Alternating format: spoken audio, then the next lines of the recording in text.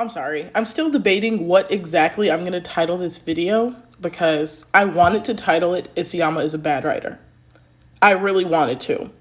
But we can't deny that seasons 1 through 4 up until, when Eren starts the rumbling and he's up in the clouds and he's like, freedom, like had the series ended right there.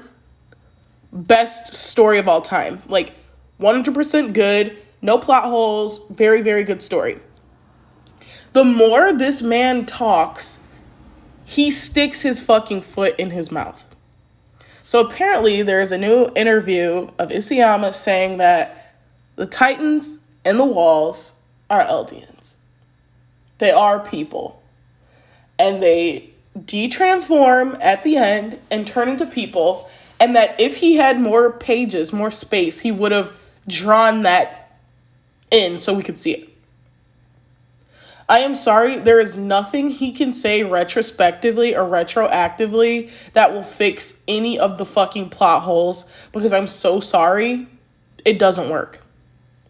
I'm so fucking sorry, it does not work. You mean to tell me that a civilization of people had of castaways, right? People who were cast away had enough people on this, like, obviously cast away, not very numerous. They had enough citizens that they could form these walls out of and who could then be so plenty-some that they can rumble the rest of the world. I'm sorry, you would need a couple million Eldians to do that.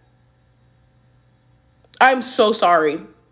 You would, and it wouldn't even be a problem, right? If he would just stop trying to retroactively correct some of the things that don't fucking make sense. Just stop.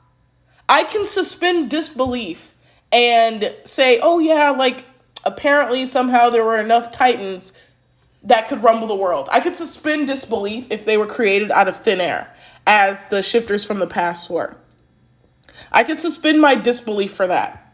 But what I cannot do, what I will not do, is suspend my disbelief to the point where it's a thin fucking floss, a piece of fucking floss, right? And say that there were enough Eldians back then who left the mainland, that were so many of them, millions, that they could form these 3 walls and then go to rumble the entire world. And then turn back into their human form. What happened to them after that then? I'm so sorry.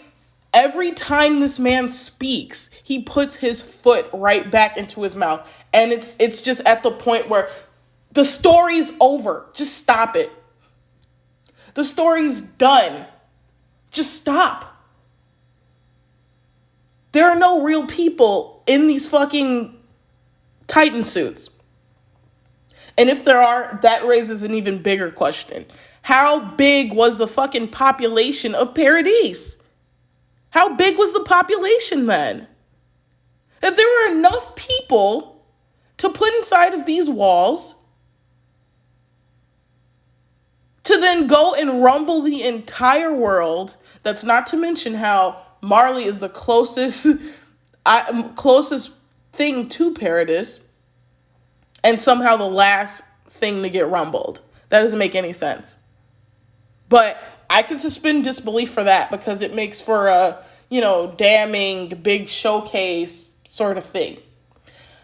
Like, of course, Marley and Paradise are the only 2 places we really know enough about. So, of course, the final battle is going to be there. Of course. I can suspend disbelief for that.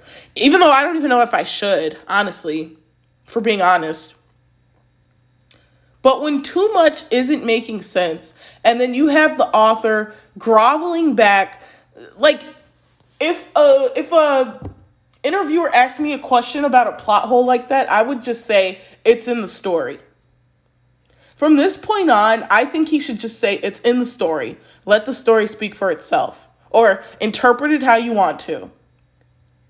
Because, of course, If I read some bullshit, I'm going to go back and say how that doesn't make sense. We saw Ymir building the wall titans. We saw her building those titans. And this thread really pissed me off because you have fans in here like, I thought that was obvious. Isn't it obvious that there were people living here? Isn't it obvious that there were people in the titan suits? Isn't it obvious that people were in the wall? Isn't it obvious? No, it's not obvious. Because the author showed us Ymir building these titans, number one. Number two, it doesn't make sense to have enough people in Paradise as soon as they were exiled or ran away or whatever, to have enough people to create these 3 walls. It doesn't make any sense, because how many citizens were left after that? How many citizens were left? The scale of the rumbling is supposed to be worldwide. And you mean to tell me that there are millions of Eldians in these walls that can then do the rumbling? That's how many you'd need. So there were millions of citizens that were in these walls. And they weren't just made out of, sand or magic or whatever Ymir can do down there. Okay, well then we needed to see what happened to those people after they had de-transformed. Not having enough pages is not an excuse. I'm so sorry. I don't care. And that's one thing they say, right? Are you going to be a person of excuses or solutions? Of course, that's not 1-to-1. But to have this many excuses, oh yeah, I was just too embarrassed to draw romance. Of course, Aramika was the biggest thing that you were supposed to take away from Attack on Titan. Of course it was. I was just too embarrassed. Shut the hell up. That's an excuse for your sorry excuse of writing. If Aramika was what I was supposed to take away from the story, Isayama's a bad writer. And you have to agree. I'm so sorry. You have to agree with me. You have to. I don't want to hear it. If those titans were actually people in the walls, Isayama's a bad writer. Because we need to know what happens to them afterwards. We need to know what happens with this new population of 100-year-old people and millions of them that are Eldians. What happens to those people? And aren't they like stuck in the past? Like mentally? Like when you're answering questions about your story, it should not create more questions. And that's writing 101. If I tell you that the stick and the hammer on page 5 are what the girl used to save her life on page 40, I should be able to go back to the story, look at page 5, and say, oh my God, there's the stick and the hammer.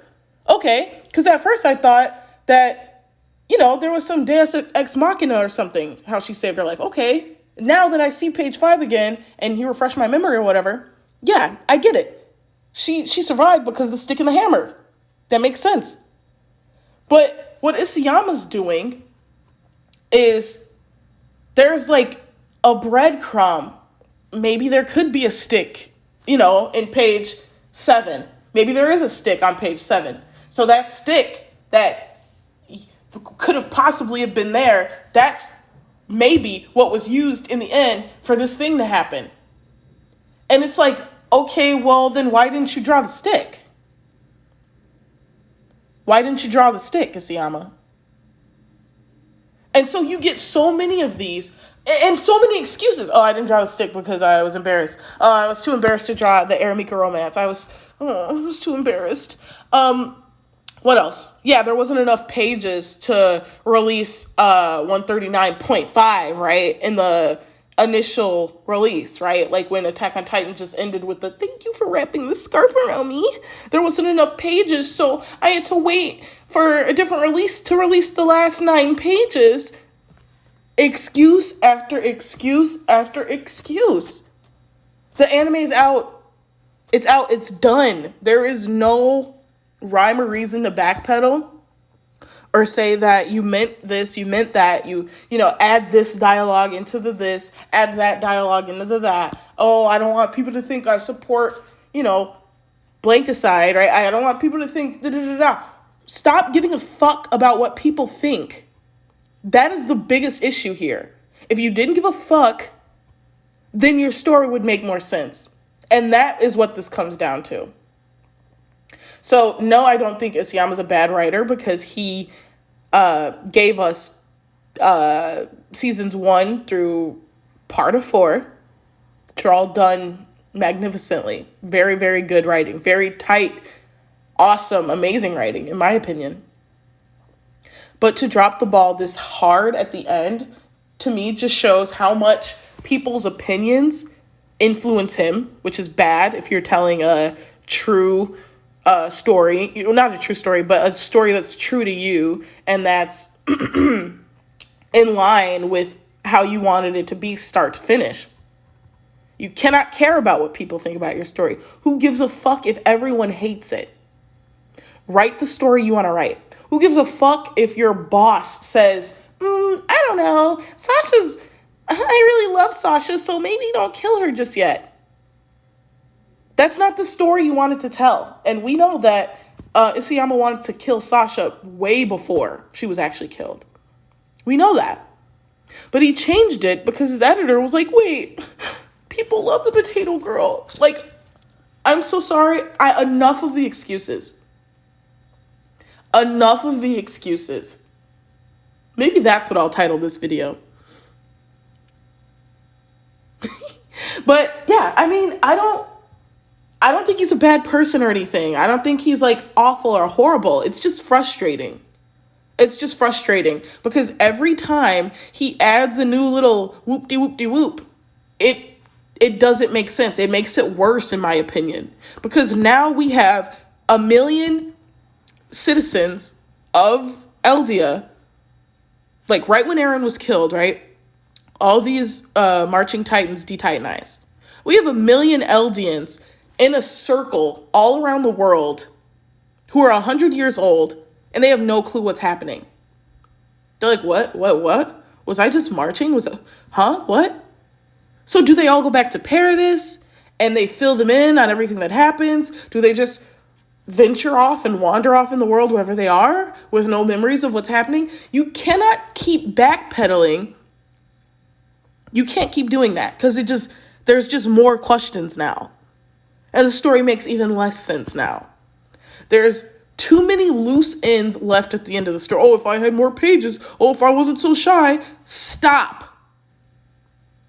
Just stop.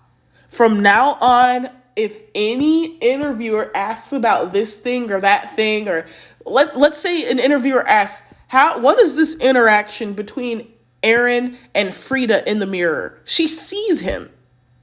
Frida sees Eren in the mirror. There's an interaction there, and that was never explained. That was never explained in the story. There's an interaction where Frida's brushing her hair in the mirror, and she sees Eren, and she's freaked out. She's like, what the fuck? Huh? That was never explained.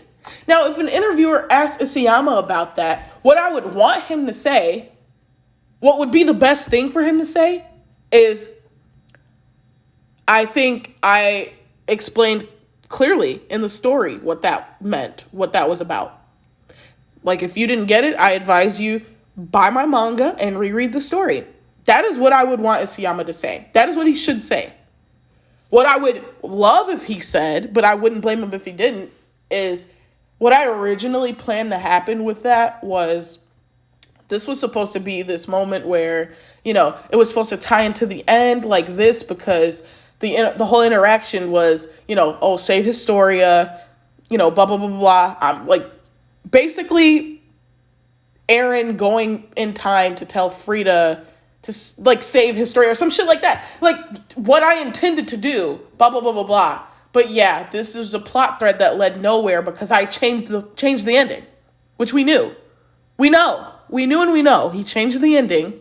And so stuff like that interaction in the mirror with Frida no longer makes sense. It leads nowhere. It's nothing. We know that. But if he wants to look smarter, which I don't think he's dumb at all, but if he wants to look more intentional and smarter with these questions, what is this? Oh, okay, sorry. With these questions, all he has to do is say, If you look back through the story, I think I laid it out clearly what that means. Thank you. All of these questions about like shit like this, because now people are going back like, wait, this doesn't make sense. Wait, this doesn't make sense. Wait, if they're real people, then da-da-da-da. Like this whole entire video, right? It's just frustrating. I'm tired. Enough. And I heard that the extra scene at the end of the in theaters film was just the school cast. I heard it was just the school cast saying, oh, if there's a sequel, maybe we should go watch it together. Whatever, who cares? We saw that. We don't care. I don't know, maybe it would be cool to hear Kachiyuki again. Voice Eren. That'd be cool. I mean, I take it back. When I said who cares, I care. That would be cool. Like, at any case, no matter what, I'm a Kachiyuki fan. I don't care. That all being said, I just really wish Isayama would stop. Stop talking.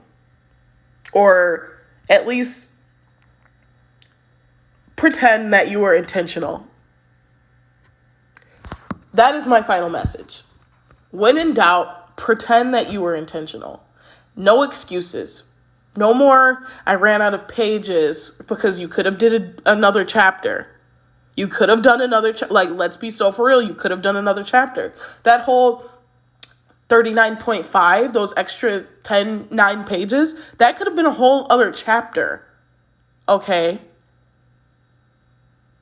It's almost like he really wanted to end on 39. I'm not a theorist, so I'm not going to get there. Anyway. It's just annoying. I'm just annoyed. Okay, end of video. Bye.